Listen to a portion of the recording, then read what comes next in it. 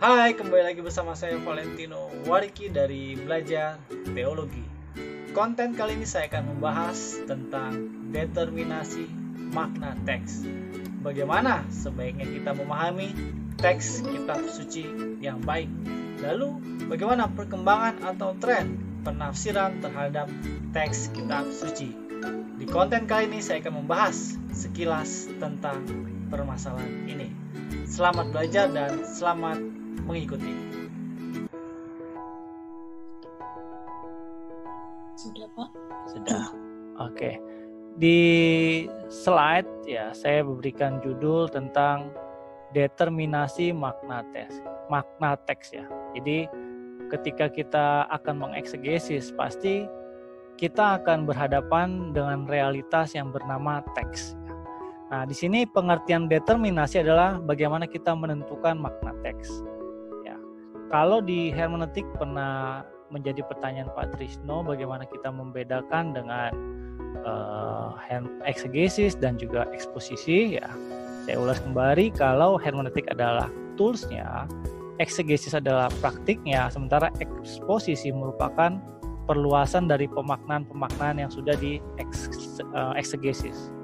Nah, lalu bagaimana kita kemudian mempelajari tentang makna teks itu sendiri? Jadi ada beberapa ketentuan yang harus kita pahami supaya kita memiliki batasan-batasan tertentu. Selain dari yang kemarin sudah saya bahas di kelas ini, ya, ada beberapa bagian lagi yang saya harus memberikan penekanan khusus.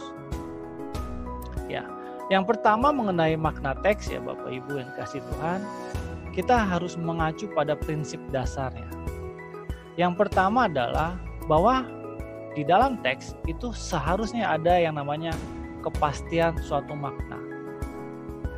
Jadi apapun itu yang ditulis, kita berbicara dalam hal ini kitab suci kita, karena kita konteksnya di eksegesis perjanjian baru, maka kita harus pastikan bahwa dari Matius sampai Wahyu pasti semua yang dituliskan memiliki makna. Pasti memiliki makna. Ini merupakan presuposisi awal yang harus kita pegang sebelum kita masuk ke dalam teks. Artinya begini, jangan sampai kita membaca kitab suci, kita tidak melihat bahwa sebenarnya itu ada maknanya. Sehingga ketika kita mengabaikan bagian ini, kita akan membaca teks kitab suci dengan pendekatan yang seperti kita baca buku biasa saja. Nah, ini prinsip awal. Lalu yang kedua, setelah kita tahu pasti ada maknanya, maka yang kedua adalah, nah maknanya itu apa? Ini merupakan salah satu bagian yang saling terkait ya. Pasti ada maknanya, tapi pertanyaannya adalah maknanya itu apa? Nah, untuk mencapai makna itu maka dibutuhkan tools yang sudah pernah Bapak Ibu pelajari di hermeneutik. Nah, lalu kemudian mengenai makna teks ya. Kalau mungkin waktu di hermeneutik Bapak Ibu mungkin belajar 5W 1H ya. What, who, where, lalu when, ya kan, why, how, dan segala macam. Nah, ketika kita masuk ke makna teks, bagian-bagian itu sebenarnya tidak bisa diabaikan begitu saja, walaupun tampil dengan pendekatan yang berbeda. Ya, seperti ketika kita melihat suatu teks, maka kita harus tahu apa yang penulis ketahui tentang teks itu sendiri, sehingga dia tulis teks tertentu. Nah, kira-kira penulis mengetahui apa sampai dia harus tulis itu? Lalu apa yang penulis kerjakan dalam kaitannya dengan teks itu sendiri? Lalu kemudian yang ketiga adalah kira-kira apa yang penulis rasakan? Nah, saya bicara penulis ini jangan disamakan dengan pembaca ya. Kalau pembaca katakanlah di dalam era kontemporer kita. Tapi penulis maksudnya penulis mula-mulanya itu. Nah, kita harus bisa membawa daya imajinasi kita ke bagian ini ya, tapi tentu bukan dengan dalam perspektif daya hayal kosong ya, tidak. Pasti ada bagian-bagian yang harus kita sertakan ketika kita ingin menggunakan imajinasi kita. Lalu yang keempat adalah apa yang penulis perhatikan ya, terkait dengan keadaan-keadaan yang terjadi pada saat itu Lalu yang kelima sendiri, nah ini yang harus kita perhatikan juga, apa yang penulis imajinasikan dalam pengertian begini. Ketika dia menuliskan suatu Injil misalkan ya, kan dia tidak menuliskan Injil itu saat itu terjadi. Artinya begini, misalkan Yesus sedang memberi makan 5.000 orang. Lalu misalkan salah satu muridnya, katakanlah Simon Petrus, sambil menuliskan juga ya, ketika peristiwa itu berlaku. Pasti tidak dalam keadaan itu. Itu yang kita harus perhatikan. Pasti ketika kemudian para rasul menuliskan atau para penulis perjanjian baru ya, menerjemahkan lagi kejadian yang pernah mereka alami ya, itu pasti mereka memerlukan daya ingat lagi. Mereka harus mencari tahu kembali, refleks lagi apa saja yang terjadi dan diingat lagi detil-detilnya. Oleh karena itu, ketika kita masuk ke dalam isu Injil ya, terutama dari Matius, Markus, dan Lukas ya, yang kita tahu dikenal sebagai Injil sinoptik ya, ada angle-angle yang berbeda yang dinarasikan oleh penulis. Nah, ini pasti tidak lepas dari jangkauan imajinasi masing-masing penulis. Ketika saya bicara imajinasi, bukan berarti saya bicara daya hayal kosong ya, tidak. Tetapi maksudnya imajinasi adalah bagaimana kemudian penulis membayangkan kejadian yang pernah mereka alami dan mereka harus beritakan melalui tulisan mereka. Oke. Lalu ini seperti contoh di dalam Yohanes 2 ayat 11. Kemarin kita sudah bahas. Hal itu dibuat Yesus di Kana yang di Galilea sebagai yang pertama dari tanda-tandanya, dan dengan itu ia telah menyatakan kemuliaannya dan murid-muridnya percaya kepadanya.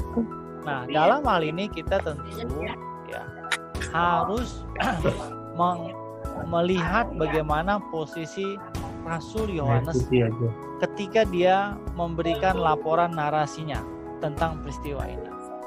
Sudah pasti Yohanes mengetahui peristiwa ini karena dia terlibat. Makanya ada poin kedua, ya kan? Ada yang dia kerjakan di saat itu. Lalu kemudian bagaimana penulis merasakan pada masa itu? Kalau Bapak Ibu lihat di pasal sebelumnya bagaimana peristiwa pemanggilan murid-murid pertama, ya 6 murid pertama, salah satunya termasuk Yohanes juga. Nah, ketika kemudian Yohanes dipanggil untuk pertama kali, lalu kemudian dia masuk ke dalam peristiwa di Kana, pasti akan ada rasa excited, terkagum ketika mujizat untuk pertama kalinya dikerjakan Yesus di hadapannya dan tentu di hadapan orang-orang yang hadir di pernikahan. Pasti ada perasaan, wah, kira-kira seperti itu yang dialami tentunya. Nah, ketika dia merasakan itu, pasti dia harus mengingat lagi saat apa yang dia alami harus dia tuliskan. Lalu kemudian apa yang kemudian penulis perhatikan, ya kan? Nah, kalau kita lihat bagaimana kronologisnya, ya pasti ketika Yohanes berusaha untuk menarasikan berita ini, pasti ada bagian-bagian yang sudah dia tandai dalam pengertian ini akan menjadi penekanan-penekanan daripada tulisan saya. Makanya kita bisa lihat ada bagian-bagian dari Injil Yohanes yang punya karakteristik yang berbeda daripada 3 Injil yang lain. Nah, ini yang namanya ciri khas ya. Masing-masing kita pada ciri khas. Demikian juga Injil Yohanes. Nah, sama seperti yang tadi sudah kita bahas. Lalu bagaimana kemudian Yohanes harus merekonstruksi lagi cerita itu dalam bentuk imajinasi yang kemudian dia harus laporkan. Nah, ini merupakan salah satu cara kita, Bapak Ibu, untuk mencari kedalaman makna dari suatu teks. Oke, lanjut. Nah, lalu yang berikutnya, ya, ada 5 bagian penting yang harus saya bahas. Ya. Secara singkat, bahwa teks itu juga sebagai sumber pengetahuan. Nah, jangan sampai kita juga abai tentang bagian ini, walaupun ya Alkitab itu adalah bagian yang sifatnya mengubah kerohanian, tapi di satu sisi juga kita harus akui di dalam banyak peristiwa yang dicatat di Alkitab ya, itu ada berbagai macam pengetahuan yang harus kita gali sehingga kita bisa mendapatkan kedalaman-kedalaman maknanya. Nah, hanya ada 5 prinsip dasar yang harus kita pahami ketika kita berusaha melihat teks itu sebagai sumber pengetahuan. Nah, di sini ada 5, nanti saya akan jelaskan. Fideisme dalam penafsiran. Lalu yang kedua, relativisme dan absolutisme. Yang ketiga adalah dinamika pengetahuan sastra dan idealisme. Yang keempat adalah ketepatan makna. Lalu yang terakhir adalah keputusan pendekatan penafsiran. Nah, kelima bagian ini harus kita perhatikan ketika kita melihat teks kitab suci itu sebagai suatu pengetahuan.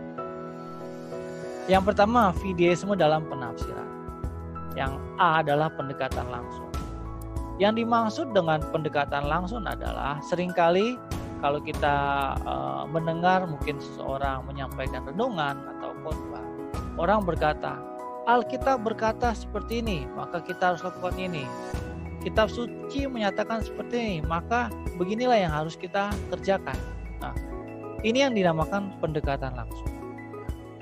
Kalau dalam ranah kepraktisan, ya, untuk menguatkan makna ketika dia di mimbar, ya, ini bisa dibilang sudah terjadi dan tidak mungkin kita anulir ya. Tetapi ketika kita masuk ke dalam dunia eksegesis ya, pendekatan langsung ini ya tidak bisa serta-merta kemudian kita verbalkan. Artinya ketika Alkitab berkata sesuatu tentang perintah ya, maka kita harus ya mencari tahu dulu maksud perintah itu apa dalam konteksnya masa itu. Ya, seperti yang kita ketahui tentang bagaimana wanita yang harus menggunakan jilbab, apa dalam pengertian apa tuh, kerudung ya di surat Paulus ya. Pasti itu ada pemaknaan di masa itu sehingga perempuan pada masa itu harus menggunakan kerudung ya. Bukan berarti kemudian ketika kita menariknya ke dalam kehidupan sehari-hari kita bilang juga akhirnya semua perempuan harus menggunakan kerudung. Nah, akhirnya kita salah di dalam mengambil makna. Demikian juga ketika Paulus menasihati Timotius untuk minum anggur. Tentu itu bukan berarti Alkitab berkata minum anggur itu adalah suatu hal yang biasa. Artinya bebas dikerjakan karena Timotius sendiri minum anggur. Karena pada faktanya itu berhubungan dengan pencernaan. Nah, pendekatan-pendekatan langsung ini yang harus kita berhati-hati. Artinya begini, kalau bagi mereka yang mungkin belum belajar Alkitab, mereka ketika diberikan kepercayaan untuk berkhotbah ya, mungkin mereka bisa dengan serampangan mengambil bagian-bagian ini. Alkitab berkata seperti ini, Alkitab berkata seperti ini, melakukan ini, melakukan itu.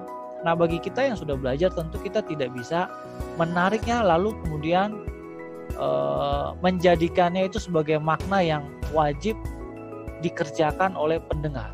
Tidak ya. Artinya pendekatan langsung ini menjadi suatu peringatan kita untuk berhati-hati ketika kita hendak mengeluarkan teks itu sendiri. Nah, prosesnya kita sudah tahu bagaimana proses untuk mencapai ke eksegesis itu sendiri. Lalu yang kedua adalah tanpa rekonstruksi kritis. Ya. Oh ya, saya jelaskan fideisme itu berkaitan dengan spiritualitas ya atau kerohanian ya. Artinya bentuk kerohanian di dalam penafsiran. Nah, artinya ketika kita menafsirkan yang kita lebih tekankan adalah bagian kerohaniannya. Nah, ini yang saya mau kaitkan dengan bahwa di dalam teks itu ada pengetahuan yang tidak bisa kita abaikan. Artinya jangan sampai kita menjadi pribadi yang menutup teks itu hanya karena spiritualitas kita. Artinya kita jadi mengungkung teks itu. Yang sebenarnya teks Alkitab itu bisa didekati dengan berbagai instrumen pengetahuan. Ya. Yang kedua, saya lanjut lagi, tanpa rekonstruksi kritis. Sudah pasti Bapak Ibu, ketika kita berusaha untuk mengeksegesis, kita harus membuat yang namanya rekonstruksi. Apa itu yang dinamakan rekonstruksi? Tentu itu berkaitan bagaimana kita membangun ulang makna yang ada di dalam teks. Nah, bagaimana kita membangun ulang, metode-metode sudah diajarkan di hermeneutik.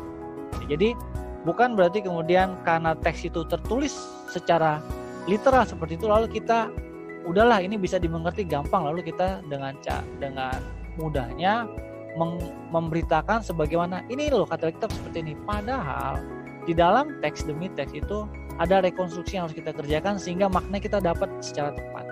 Jadi tidak bisa kita abaikan bagian ini. Ya, namanya juga rekonstruksi. Jadi mencari ulang bagaimana bangunan makna itu sendiri. Ya, ini memang bahasa singkat tapi sebenarnya prosesnya panjang.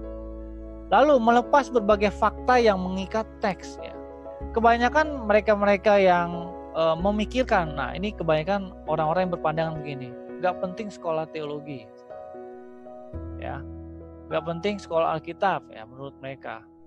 Nah, mereka-mereka ini yang seringkali kemudian melihat Alkitab secara kaku atau melihatnya langsung diangkat begitu saja daripada teks itu.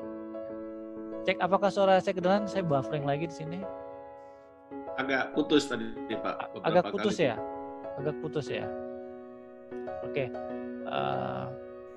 Saya coba ganti ini dulu. Halo, Pak ya. Ya, Pak. Ya. Udah jelas ya Pak Arif ya? Putus-putus. Putus ya. Oke, sebentar. Saya izin ini dulu ya. Hilang-hilang, Pak. Oke.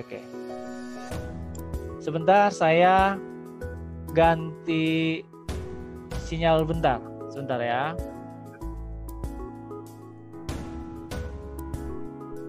Saya ganti dulu.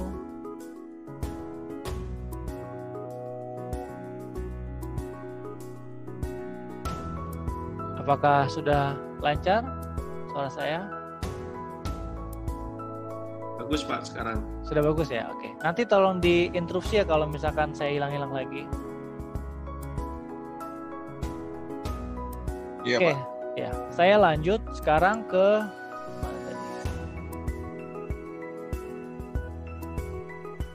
tadi sampai ke melepas berbagai fakta yang mengikat teks ya. Jadi ketika kita masuk ke dalam teks, maka kita harus sadari bahwa semua unit kalimat ya di dalam Alkitab itu pasti terikat dengan fakta-fakta yang terjadi. Ya. Nah, ini yang harus kita perhatikan, jangan kita abaikan bagian-bagian ini. Walaupun memang, Pak, kalau begitu kita harus mengartikan semua dari awal sampai akhir dan secara detail, tidak ya. Tentu ada bagian-bagian yang harus kita tekankan, yang harus kita perhatikan, ya itulah yang nantinya kita gali lebih dalam. Lalu yang keempat adalah menekankan sentimen ya. Artinya begini, karena kita tahu bahwa Alkitab itu adalah bagian penting pokok petunjuk kehidupan kita untuk kerohanian kita, tapi bukan berarti kemudian kita juga bersifat sentimen. Bersifat sentimen itu menekankan perasaan. Ya, artinya kita sudah membawa diri kita dengan arahan perasaan ketika mendekati teks, sehingga akan menjadi tidak fair, dan ini akan mengarahkan kita kepada yang namanya eisegesis secara tidak sadar. Ya. Karena apa? Kita sudah mengizinkan diri kita dikontrol oleh perasaan.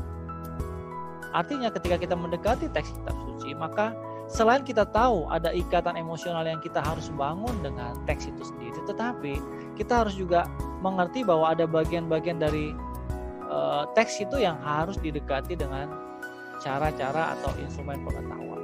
Nah, ini yang namanya fideisme dalam penafsiran. Jangan sampai kita terlampau jauh rohani sehingga ketika masuk ke dalam penafsiran kita abai terhadap bagian-bagian yang tadi saya jelaskan.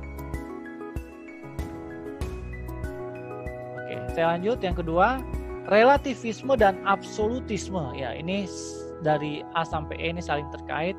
Yang pertama adalah anarki kognitif ya. Apa itu anarki kognitif? Namanya saja anarki, artinya bertindak sewenang-wenangnya ya.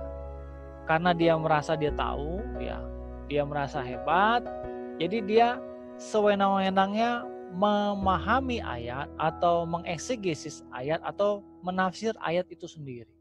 Nah, sifat ini yang dilabeli sebagai anarki kognitif, ini yang pada akhirnya akan membawa kita kepada kejatuhan antara relativisme maupun absolutisme. Apa itu relativisme? Relativisme artinya membuat segala sesuatu menjadi relatif. Yang bahaya adalah ketika kita bicara tentang keselamatan itu relatif. Nah, itu bahaya sekali.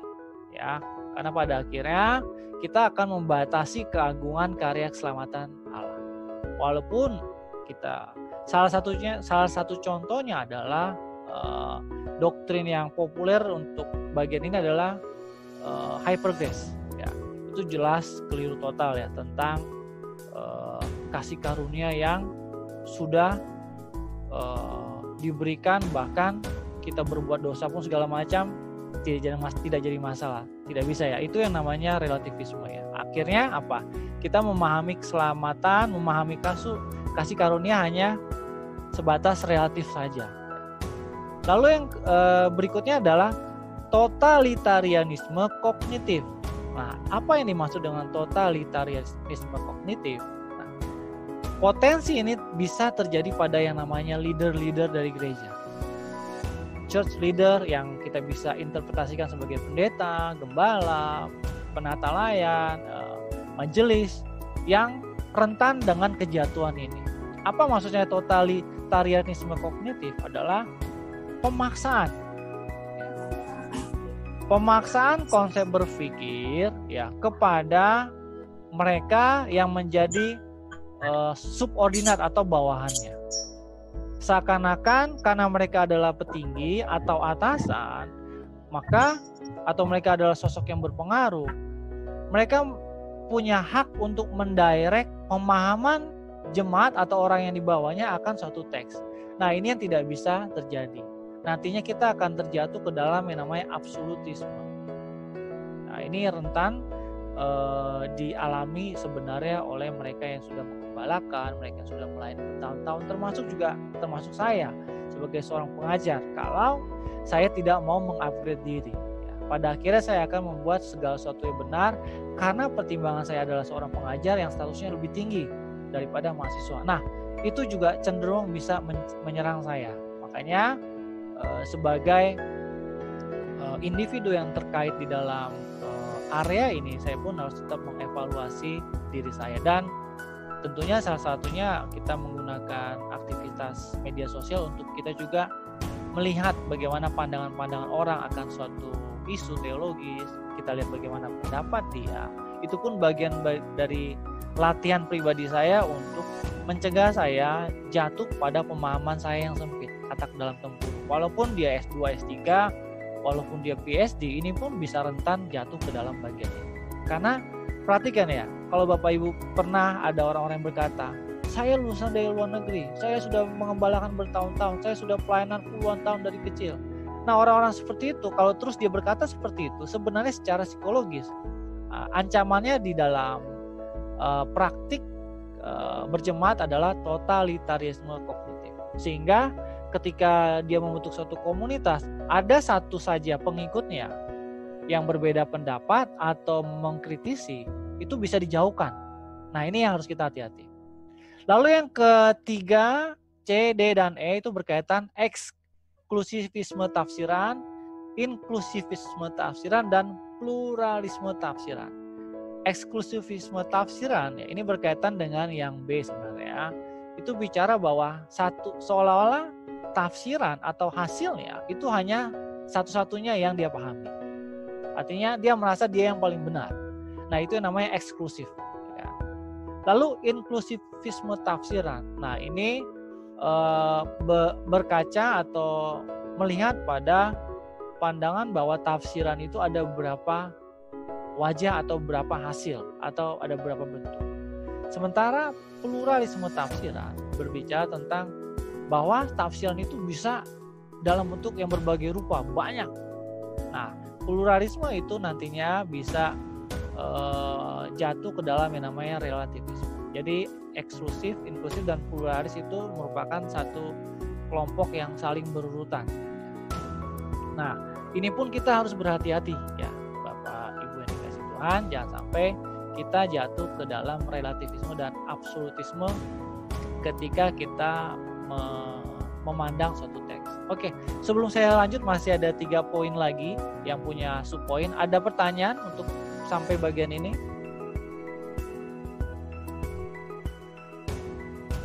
Jelas ya soal saya?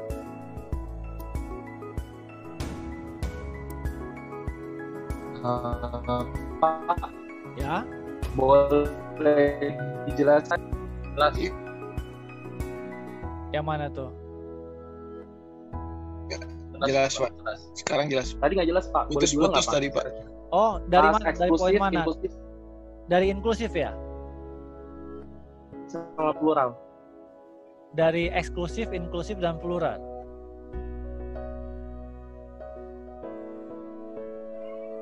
Cek. Ya. Oke, saya ulang lagi. Memang di sini internetnya lagi nggak bagus ya. Jadi kalau eksklusif ya intinya adalah dia berprinsip tafsiran itu hanya dia satu-satu yang benar. Itu eksklusif.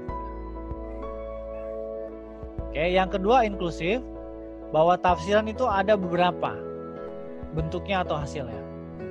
Lalu yang ketiga pluralis, tafsiran itu ada banyak bentuknya. Oke, sampai sini bisa dipahami? Maksudnya terdengar jelas kan? Halo?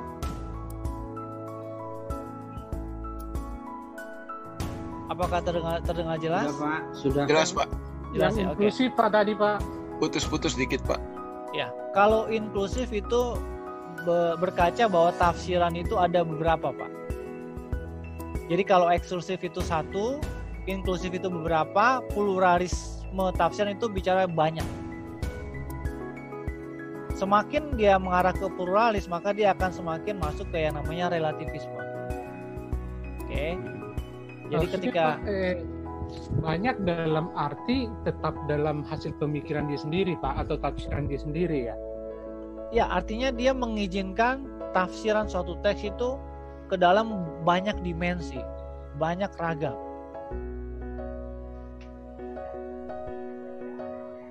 Gimana? Paham ya maksud saya? Jadi kalau eksklusif itu dia merasa tafsiran itu hanya satu, kalau inklusif itu ada beberapa, sementara pluralisme tafsiran itu bicara bahwa tafsiran itu bisa banyak hasilnya. Nah, ini yang kita harus berhati-hati juga ketika masuk ke dalam upaya untuk mengeksegesi teks. Apakah sudah jelas atau clear atau masih ada pertanyaan untuk bagian ini? Jelas, Pak, jelas. Jelas ya. Oke. Pak, mau tanya, Pak. Ya. Boleh. Silakan. Kalau misalnya kayak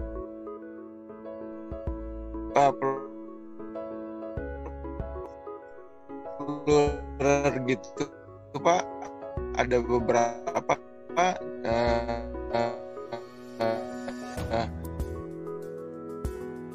yang ditakutkan kalau misalnya ada beberapa orang mentafsir dengan tafsiran yang jadinya berbeda, kan diri, Pak, yang mana yang benar gitu, Pak? Ya. Maksud Halo? saya, oke, halo, ya. Iya, ya. Maksud daripada pluralisme tafsiran adalah orang yang menerima bahwa teks Alkitab itu bisa ditafsir seenaknya saja. Oh, oke. Nah, Alkitab itu bisa dimaknai, dimengerti secara bebas. Ya, satu contoh yang bisa kita cermati ketika melihat pada Yesus yang kabarnya ditafsirkan dekat dengan Maria Magdalena ya. Pernah dengar isu ini? Iya, kayaknya pernah. Ya, yang kesannya ini kalau nggak salah kasus di apa tuh? Da Vinci Code. Ya, yang akhirnya membangun romantika antara Yesus dengan Maria Magdalena. Nah, ini yang masuk dalam kategori pluralisme tafsiran. Ada juga bagian-bagian tertentu yang sebenarnya isunya agak menjadi kontroversial di gereja ya. Salah satunya LGBT. Kita yang menjadi kelompok Pentakosta karismatik kan sudah memberikan posisi yang jelas bahwa LGBT kita jelas menolak. Sementara beberapa gereja, kelompok yang lain menyatakan bahwa ada pemahaman dari Alkitab yang mengizinkan ya, bagian itu. Nah, Yang seperti ini yang kalau menurut saya masuk ke dalam ranah pluralisme tafsir. Akhirnya terlalu bebas ya. Sementara jelas ya bahwa dari awal Allah menciptakan siapa dan siapa, ya kan, male and female, dan sudah selesai sampai situ. Jangan dicari lagi fenomena di luar yang berusaha kita masukkan ke dalam Alkitab. Ya.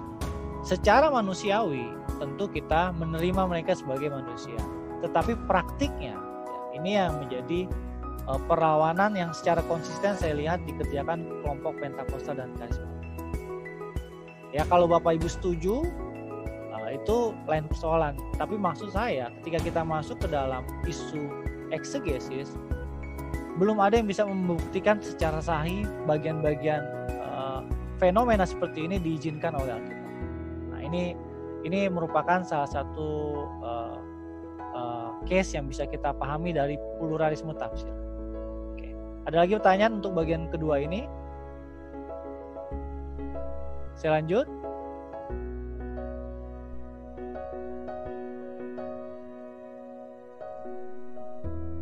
Oke. Lanjut, Pak. Ya, yang berikutnya adalah dinamika pengetahuan sastra dan idealisme. Tentu kita semua tahu dan sudah mengenal istilah ini ya, konservatif, moderat, dan liberal ya. Konservatif sudah pasti berkaitan dengan nilai-nilai yang fundamental. Artinya mereka baik di hampir di seluruh bentuk kepercayaan atau religi ya Bapak Ibu ya, itu ada yang namanya kelompok-kelompok konservatif. Kelompok-kelompok konservatif itu sendiri bisa dinamakan atau saling tumpang tindih istilahnya dengan fundamental juga dengan ortodoks ya. Jadi ini seringkali overlapping tapi seringkali juga bisa dipersepsikan sebagai satu kategori yang sama. Lalu yang kedua adalah moderat ya. Biasa moderat ini selalu merangkul jalan tengah atau mengambil jalan tengah. Ya. Walaupun pengetahuan sastra itu sudah berkembang, tapi ada orang-orang yang tetap mau menempatkan posisinya dalam idealismenya itu sebagai kelompok moderat. Lalu yang ketiga adalah liberal. Ya. Tafsiran konservatif, model tafsiran ortodoks itu beredar dari dulu sampai sekarang dan berkembang dengan cara yang masif. Tapi tetap aja ada orang-orang, ada kelompok yang dalam idealismenya ya, terhadap suatu teks, dia sudah mengambil posisi secara liberal. Nah, saya nggak tahu posisi bapak-bapak, ibu-ibu ini ada di posisi yang mana, konservatif, moderat, atau liberal. Nah, silakan itu digali sendiri ya. Jadi itu menjadi pertanyaan sendiri, jawab sendiri saja. Ya kecuali bapak ibu mau terus terang di sini, nggak jadi masalah. Tapi intinya ini berangkat dari presuposisi juga, artinya dia sudah memiliki pandangan awal terhadap satu teks. Dan biasanya ini bicara tentang selera juga nantinya. Ya. Dia mau pilih jadi konservatif, moderat, liberal. Yang konservatif biasanya tuh orang-orang yang oke lah, di satu sisi ada yang konservatif murni. Tapi juga ada konservatif, ya kelompok-kelompok ini biasanya orang-orang yang baru mulai mengenal teks kitab suci. Yang masih semangat-semangatnya. Yang semuanya diartikan secara literal saja. Nah itu orang-orang konservatif sebenarnya. Ya. Terlepas dari kemudian dia berkembang, dia menjadi moderat atau bahkan terlampau jauh menjadi liberal, itu urusan berikutnya. Oke. Saya lanjut, dua lagi, ketepatan makna. Nah perhatikan Bapak Ibu, kita juga harus memperhatikan setiap teks yang kita gali ya. Kan Bapak Ibu sudah mulai menafsir dari kelompok ya, sudah mulai melakukan yang namanya eksegesis. Maka perhatikan bagian-bagian dalam teks itu sendiri yang seringkali ya dia bisa misalkan satu genre atau jenis teks ya, bisa jadi dalam keseluruhan teks itu model teksnya itu A ya, yang A misalkan. Tapi ada juga di beberapa teks, beberapa perikop yang bisa jadi ada model A, model B, model C, ya model D atau model E. Nah ini harus kita cermati ya, literal etimologis ya. Ada bagian-bagian dari Alkitab yang bisa kita pahami atau kita lebih dalam ketika kita menggali secara literal etimologis. Maksudnya apa? Kita mencari maknanya atau pilihan maknanya dari bahasa kamus atau misalkan dalam hal ini tentunya bicara tentang bahasa aslinya. Ada yang bisa seperti itu. Tapi ada juga yang kita harus perhatikan bahwa teks itu sifatnya alegoris, sehingga kita tidak bisa memahaminya dalam perspektif literal etimologis. Kalau memang dia harus dimakna alegoris, maka kita maknailah secara alegoris. Walaupun ya alegoris itu sendiri harus ada batasannya. Harus ada batasannya, jangan sampai berlebihan seperti contoh yang di minggu lalu.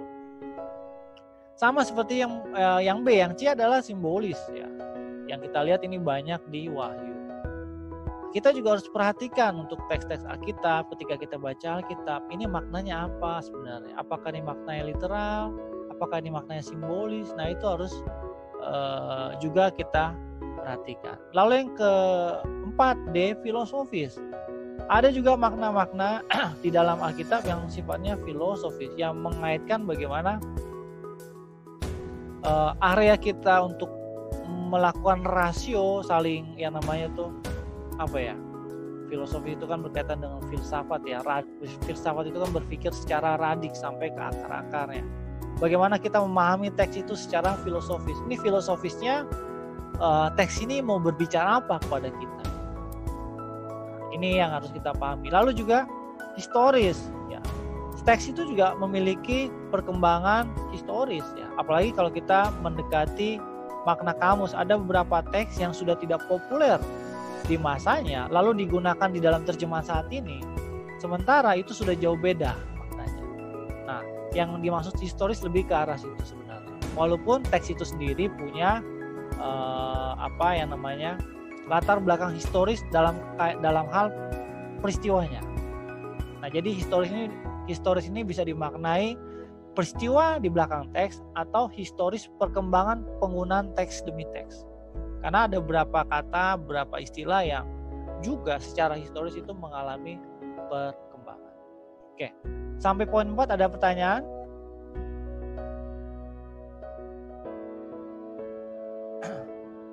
Tidak ada? Cukup Pak, cukup. Oke. Ini yang terakhir, keputusan pendekatan penafsiran. Sudah pasti Bapak Ibu pernah mendengar ini, ada yang namanya kritik historis, kritik sumber, kritik bentuk, kritik redaksi, kritik kanon. Nah, pastinya ada bagian-bagian yang harus kita analisa di dalam satu teks kitab suci. Nah, lensa analisanya atau lensa analisisnya itu biasanya menggunakan 5 bagian ini. Walaupun 5 bagian ini, kritik historis, kritik sumber, kritik bentuk, kritik redaksi, dan kritik kanon ya, itu kemudian memiliki spesifikasi unit-unitnya masing-masing atau perkembangan metode